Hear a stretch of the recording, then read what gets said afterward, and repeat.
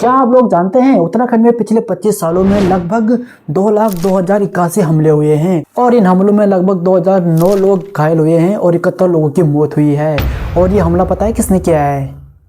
भालू ने।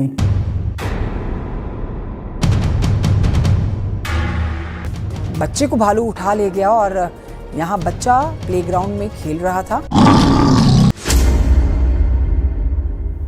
हाँ हेलो नमस्ते, पहला प्रणाम दोस्तों, स्वागत है आप सभी का एक नई वीडियो में। मेरा नाम है रंजीत रावत और आप देख रहे हैं उत्तराखंड यानी देवभूमि, जो कि पहले देवताओं की भूमि हुआ करती थी, अब धीरे धीरे जानवरों की भूमि होती जा रही है, क्योंकि यहाँ जंगली जानवर इंसानों को भगा भगा कर मार रहे हैं। उत्तराखंड जहाँ 45% जंगल है, लेकिन फिर भी जंगली जानवर इंसानों के घर में आकर इंसानों पर हमला कर रहे हैं। उत्तराखंड जहां इंसान और जानवर लगभग कई सालों से एक साथ रहते आ रहे हैं, लेकिन अब जानवर बोल रहे हैं कि अबे तू है कौन तू? आज उत्तराखंड के कई जिलों में एक डर फैल चुका है, जो कि कोई नई खबर नहीं रहा बल्कि रोज का समाचार बन चुका है। भालू।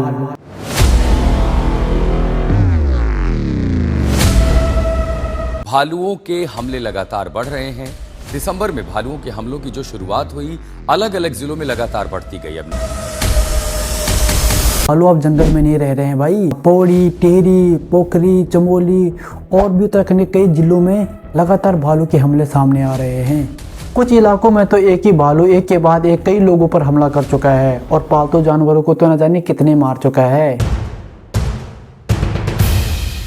सिर्फ चमोली में ही पिछले कुछ समय में 14 से ज़्यादा लोगों पर भालू ने हमला किया है। इस हमले में महिलाएं भी हैं, बुजुर्ग भी हैं और सबसे इम्पोर्टेंट बच्चे भी हैं। ये वो आंकड़े हैं जो कि कागजों में दिखाई देते हैं, लेकिन हकीकत तो कुछ और ही है भाई। ज़्यादा पुरानी बात नहीं बताऊंगा, अभी कुछ दिन पहले ही एक महिला पर भालू ने हमला कर दिया।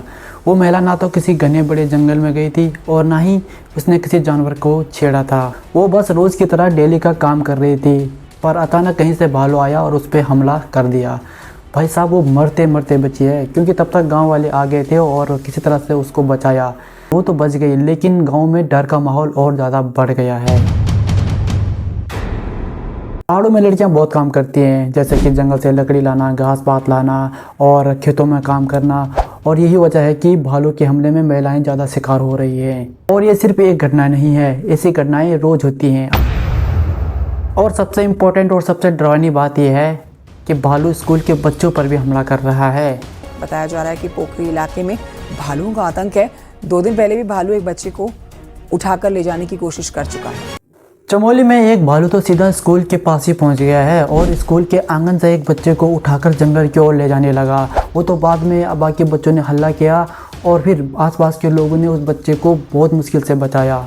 भाई मुझे समझ में नहीं आ रहा है कि उत्तराखंड के लोग इस बारे में आवाज़ क्यों नहीं उठा रहे हैं। स्कूल जहाँ बच्चे पढ़ने जाते हैं, कुछ सीखने जाते हैं और घर वाले भी अपने छोटे छोटे बच्चों को बेफिक्र होकर स्कूल भेजते हैं, भालू वहाँ भी बच्चों पे हमला कर रहा है। तो सोच लो मामला कितना गंभीर है। हालत इतने ख़राब हो गए हैं कि प्रशासन को इन स्कूलों का समय बदलना पड़ रहा है। जो स्कूल पहले 9 बजे खुल जाते थे, अब 10 बजे खोले जा रहे हैं और छुट्टी भी समय से पहले हो जा रही है। ज़रा सोचिए, जब बच्चों की पढ़ाई का समय भालू के डर से बदला जाए तो समझ लो भाई खतरा काफ़ी बड़ा है। अब सवाल ये नहीं है कि भालू हमला क्यों कर रहा है। भाई जंगली जानवर है, अपना खाने पीने के लिए हमला तो करेगा ही, बट सवाल ये है कि वो भालू गांव तक पहुंच कैसे रहे हैं। पिछले कई सालों में उत्तराखंड में बहुत तेज़ी से बदलाव हो रहे हैं, जैसे कि नई नई सड़कें बन रहे हैं, नए नए शहर बन रहे हैं, जंगलों में तेज़ी से खनन हो रहा है और शहर बढ़ते जा रहे हैं, जंगल कम होते जा रहे हैं। तो भाई जानवर कहाँ जाएंगे? इनकी भी तो जनसंख्या बढ़ रही होगी, इनके भी खाने के साधन कम हो रहे होंगे, पानी कम हो रहा होगा और मजबूरी में ये इंसानों के बीच आ रहे हैं और हमला कर रहे हैं। ये एक प्राकृतिक चेतावनी है कि इंसानों सुधर जाओ।